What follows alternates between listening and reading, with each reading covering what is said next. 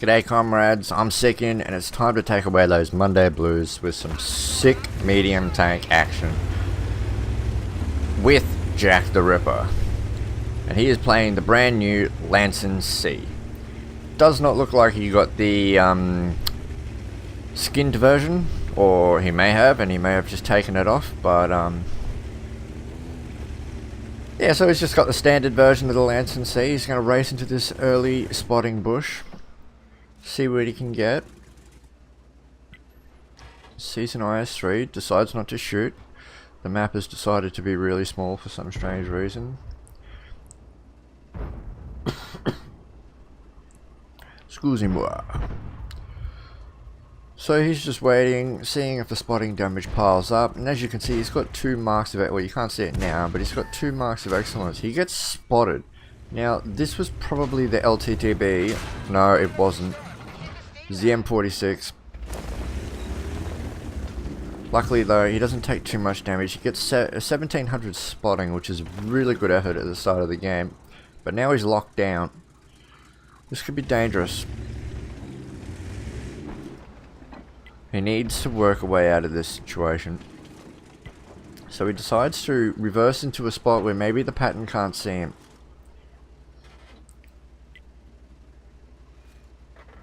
It's very strange to be using a medium tank in this type of manner, but the Lancen C does have an excellent top speed, almost light tank light. And it's capable of doing such things like this, especially when you've got max view range. Now he's up to almost 3,000 spotting damage. Yeah, 3,200 spotting damage. He's showing it's how it's done in reality.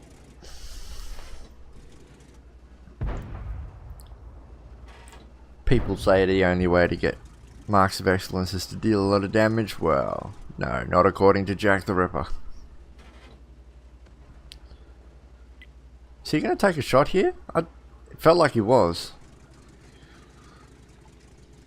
I'm getting the sense that Jack the Ripper wants to leave. He does. Puts a shot into the M46 pattern. Unfortunately doesn't get the tracking shot. And doesn't get spotted. Must have timed that just right. Now he's going to completely leave that spotting location, and he's going to go around and flank these heavy tanks. Now there is a Type 4 down here, so he needs to be very, very careful about how he approaches this situation. As you can see, he hugs the shoreline. Make sure that Type 4 has nothing to speak of when it comes to firing at him. Now that he's here, needs to work out how he's going to approach him. Doesn't see an entry. He wants to flank that Type 4 and get a free shot in, but he has to get rid of the pattern before anything can happen. So there's just nothing on. He needs to leave. He notices the other side of the map is starting to be pushed in. His partner in crime, Kleck, in the Carnivon, says we're under a bit of fire here, might need a bit of flanking pressure. So Jack the Ripper's going to come back. Nothing's really changed. He's still sitting on almost 3,300 spotting. Kleck takes a massive risk by going across there. Takes a big old chunk of HP as well. Gets tracked. He's being shot at by something pretty big. I would say it would be the IS. Could be the Tiger.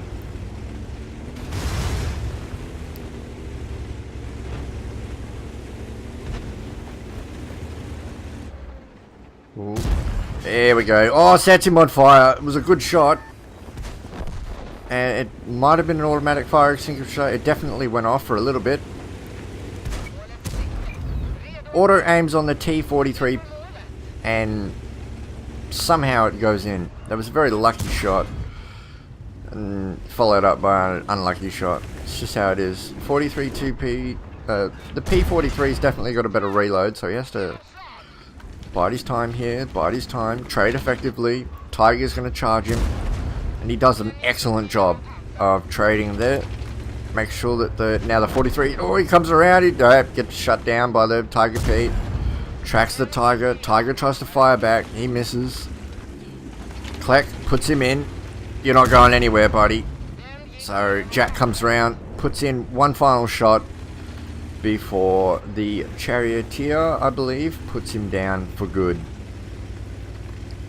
Now there's an IS and a T-30 roaming around this area. Now the T-30 is a very dangerous tank right now. He will end Jack's scam if he's allowed to connect a shot, and he spots him. He's in the open. He can see the IS just in the open.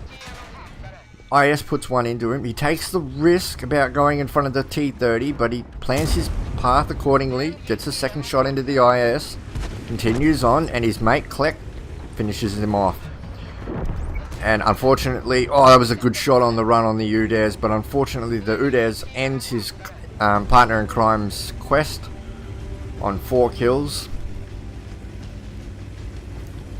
And Jack the Ripper finds himself alone. Now they're definitely winning this game. It's time to close it out. Time to be a bit more aggressive. Not that he hasn't been up to this point, but he's hunting down this Udaz. It's a good shot. A lot of these shots have been very, very lucky. There's another fire. That one definitely wasn't premium, and that was a fully aimed shot. Puts down the Udaz for his first kill. Up to 4,000 damage. Well, now he definitely is, as he puts one into the side of the T-30's turret.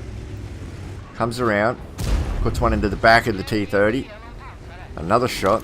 The alpha of this gun is just quite strong. The T-30 not quite sure what to do. He wants to hit the links. Now he wants to hit the Lanson. He gets the links. Not going to matter though, because Jack has him covered, and that's 2 kills in quick succession. Now he is all of a sudden up to 5,000 damage. Just to tick off 5k. There's still 2 more tanks on the enemy team, but it is not an easy opponent to overcome. Jack is the only tier 8 left, surrounded by 4 tier 7 heavy tanks versus a type 4 and a tier 7 Tiger P. So he's going to go the long way. He wants to get straight to the straight to the back of where that type 4 is before he even has a chance of firing a shot. Doesn't want to get spotted.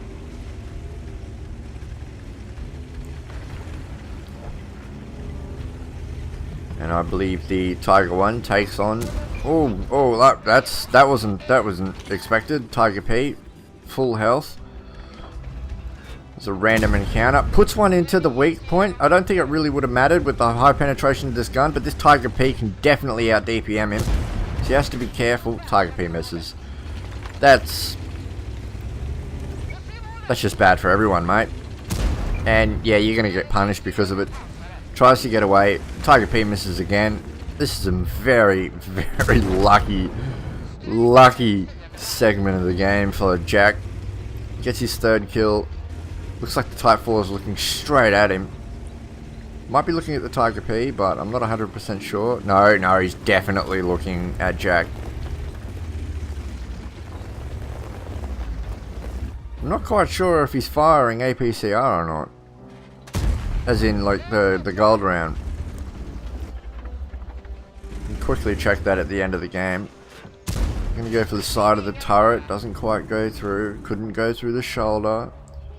Now, yeah, side of the turret, side of the tank. That'll do. What a round. We'll just check the ammunition. I'm pretty sure. Yeah, he has his ammunition switched around. So it looks like he was firing a lot of APCR towards the end of that game. But regardless, he worked it out quite well.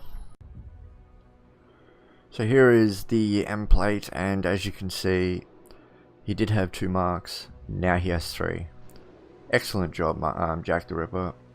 It's not often you can get a 3rd mark on anything, and to get it in the Lanson C so early when everyone's got it. Well, not everyone, but it's congratulations. The Lavacio's medal for destroying 2 enemy tank destroyers with a medium tank in one battle that are 1 tier higher. Enemy tanks or tank destroyers. High caliber, obviously. So in terms of damage, he did 6,642 damage. In experience, he got 2,221, which was double anyone, almost triple anyone on the enemy team. His teammate in Klek came second with 842, but this was a massive carry, and you can just see here his spotting damage 4,203 to go along with that, so this was effectively around 9,000 damage, or 10,500 combined. Like, that's incredible. And if we go to the final page, yeah, he fired quite a lot of premium. It would have been 220,000 credits rewarded, but he only managed to walk away with 63. This is the total base experience that he would have received, 3,332. That will either now be his highest on his account, or maybe not. Only he knows, or someone who wants to go and take a peek. So that was Jack the Ripper and his Lance & Sea. Congratulations on 3 marking the tank, and that was Monday Mediums. And I'll see you next week with some more, comrades.